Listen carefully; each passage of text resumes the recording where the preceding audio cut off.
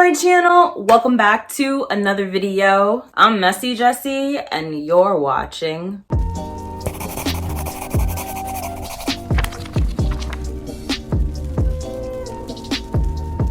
Hi, hello, welcome. We're gonna switch up the content a little bit and we're going to do a bookish tag. Now, this was not a tag I was previously aware of. I had not seen nor heard of this tag going around. This morning, I was brushing my teeth, doing my morning skincare, face hygiene routine before I took the puppy for a walk.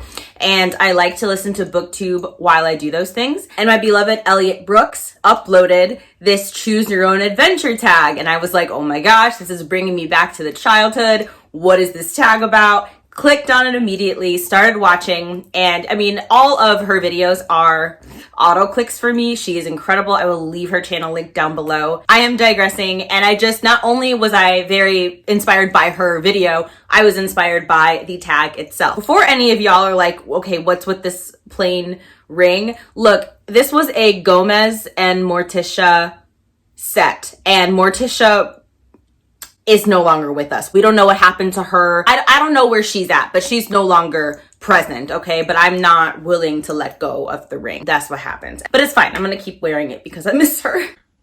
She leaves me like every girl I've ever loved. Where was I? Without further ado, let's do the thing. The first question in this tag is to name a character whom you relate to on a personal level. My weak ass trying to lift this book up off the shelf. Yo, whew.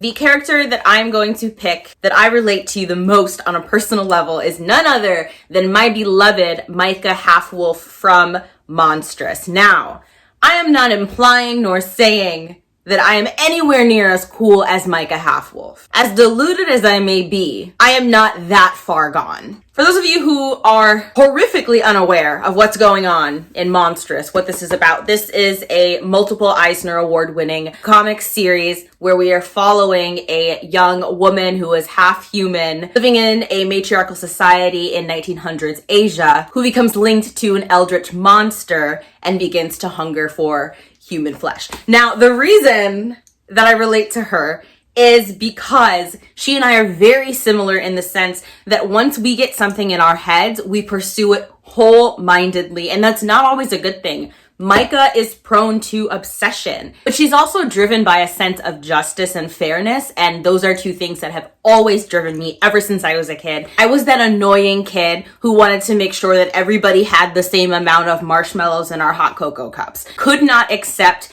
that the world wasn't fair, right? Just for some reason have instinctively wanted things to be fair and just and right. And it is annoying as hell. But it's who I've always been, and Micah is driven by the same kind of instinct. I relate to her even though that instinct gets her into trouble. I also relate to being so driven by that instinct that you become obsessed. There are other reasons why I relate to Micah so much, but that's a whole other video. Also, if you haven't read this, what are you doing? Next up is to name a character that you aspire to be like. I had to think long and hard about this, not because I think that I'm just a wonderful person, but because I've actually done a lot of self-work. There were so many things about myself that I hated and couldn't stand and didn't like, things that I had to unlearn and work through. All of that being said, I have worked really hard to emulate the type of person that I want to be. So that made this question difficult to answer because I was like, okay, what am I missing? What do I lack? And I think it's really hard for us to see ourselves and the places that we are lacking. Like, that is the most difficult thing I think for a human being to do, to step outside of ourselves and to look at ourselves critically.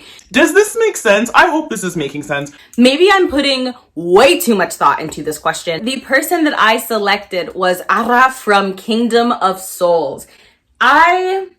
Look, while yes, she is driven by a desire to have power. So her motivations in this series are not wholly altruistic, but essentially, and this is not a spoiler, she ends up literally selling her soul, shedding years of her life, and she is, I believe, 15 or 16 in book 1, in order to rescue missing children. I like to think, in theory, that I would do the same. And honestly, I do believe that I am capable of doing that and that I would choose to do so if I were in that situation, but I can't know for sure because I've never been in that situation. You know what I mean? Like, I can say idealistically that yes, I would do the same thing that Ara did in this book, but I can't say for sure because I've never been in that situation. Does that make sense? There have been times where I ran out into the street because a child was in the middle of the road and a car was coming. I didn't think twice about doing that. I acted on instinct. But if somebody came up to me and deliberately had me make a choice to sacrifice my life for the life of a stranger or for the lives of strangers, I don't know if I would make that choice. I want to believe that I would, but would I? I don't know. I can't say for sure. I've never been in that situation.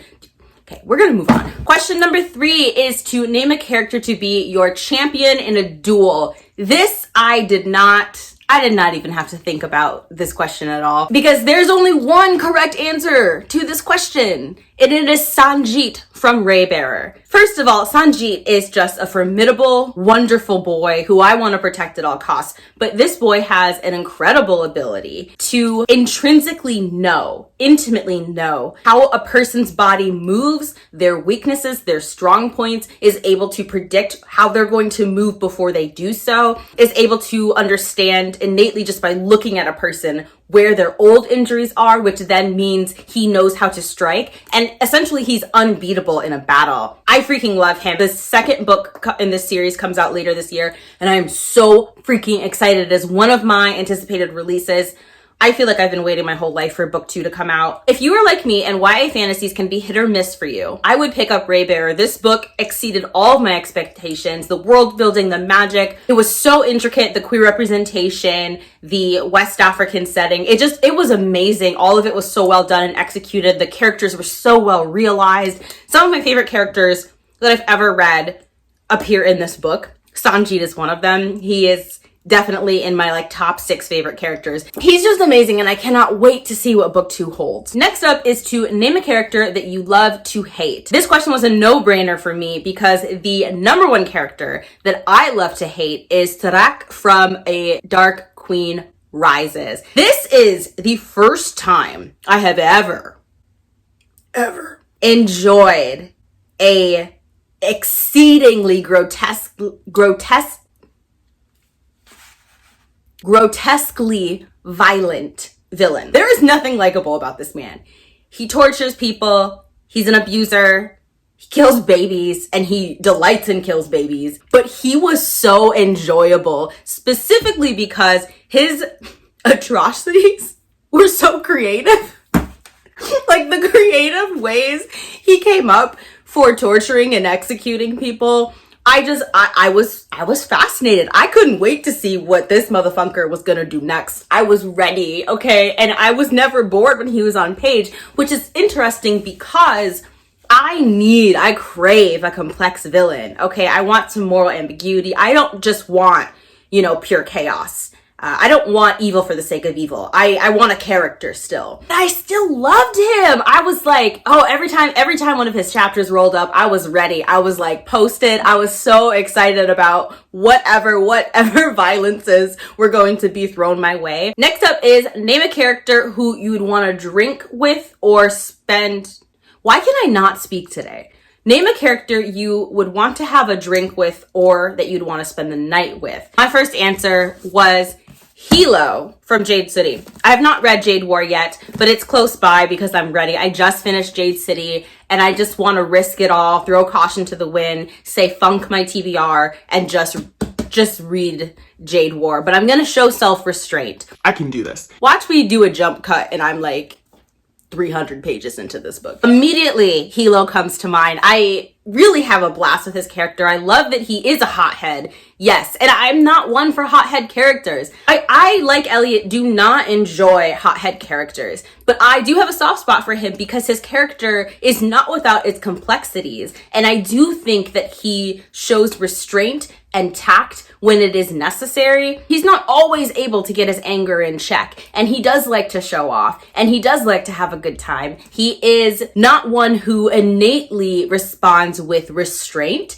and with assessment before moving into a situation, but he's not stupid. And he's trying his best. He is trying to do right by his family, despite the fact that he is not a natural leader, and he knows he doesn't have the restraint that a natural leader should. He's a brawler, he's a killer, he's an assassin, and that's the role that he's most comfortable in. He's a soldier. Why did I just go into a review of Hilo's character? That was not at all what the question asked. The point is, I think we would have so much fun doing shots. I just want to be his buddy. You know what I mean? I want to go shopping with him. I just want to be his mate. But not like mate, but like a mate. You know what I'm saying? Okay, we're moving on. Next up is to name a character whom you would not want to cross paths with.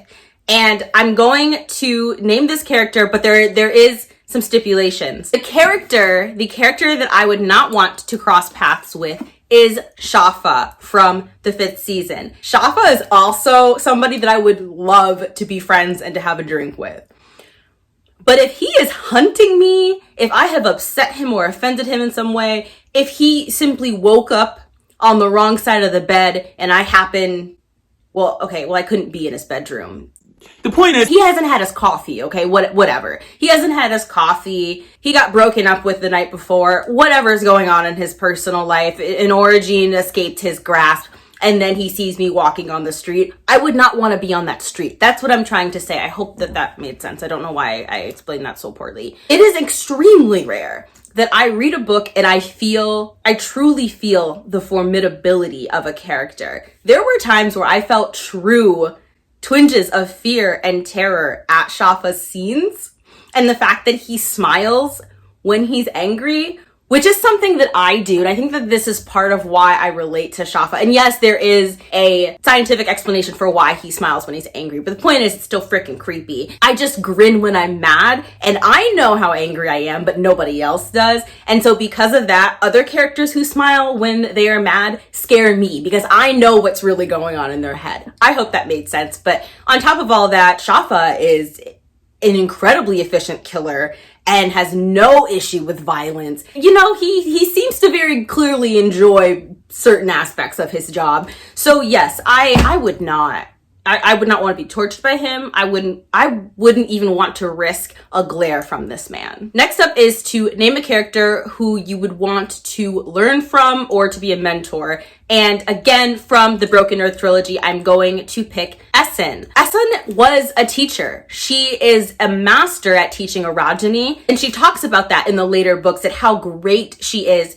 at teaching pupils to be precise with their seismic abilities. And I would love, as an earth sign, my ultimate goal in life is to be able to control the earth down to like the smallest pebble. She would be a great teacher. She has so much experience. She is the most, I was gonna say Alabaster, but we all know how his teaching ends. Next up is to name a character who you could trust or to be your best friend. My first instinct, which shows you how great I am at choosing friends and partners and things like that, was General Shuos Jadao from 9 Fox. And for those of you who haven't read this amazing science fiction book, General Shuos Jadao is a general who has never lost a battle until the day that he went a little crazy and massacred the enemy army as well as his own army.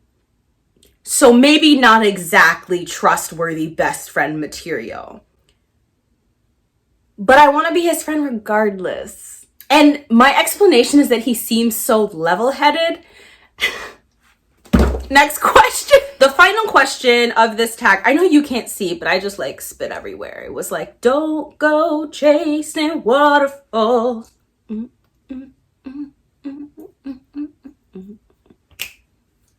The final question is, if you could adopt one character and give them a home, who would you choose? And this character is going to be from the Poppy War. And if you know me and you know how much I love this book, I just want you to pause and guess who I'm going to pick. Don't think too hard about it. Just like pause and guess. Hope you did the thing.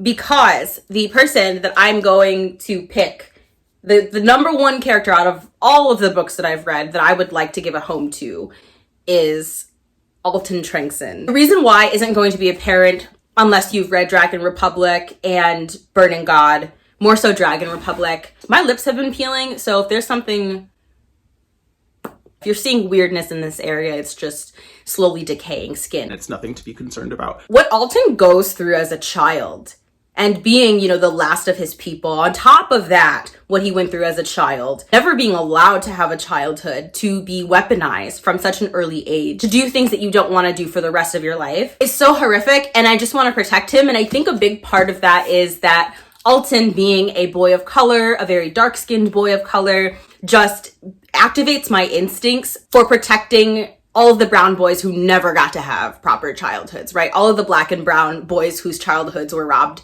of them. And I know that all of that isn't a part of his character because of the lens that I read books through. That was a big part of why I related to his character, why I was so protective of his character, even though he is like very arguably the most formidable character in this book, right? He is the strongest character. He is the character that most people would say is very much the least character who needs saving. But I disagree with that.